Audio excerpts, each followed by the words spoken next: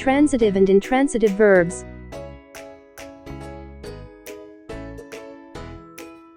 Transitive verbs, verbs which are used with an object that refers to a person or thing, which is affected by the action of those verbs, are called transitive verbs.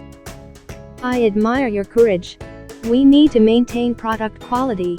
I couldn't face him today. In these sentences, admire, maintain, face are transitive verbs. Intransitive verbs. Those verbs that do not have an object are called intransitive verbs. The baby was crying. I work for a large firm in Pakistan. They laughed uncontrollably. In these sentences, crying, work, laughed are intransitive verbs.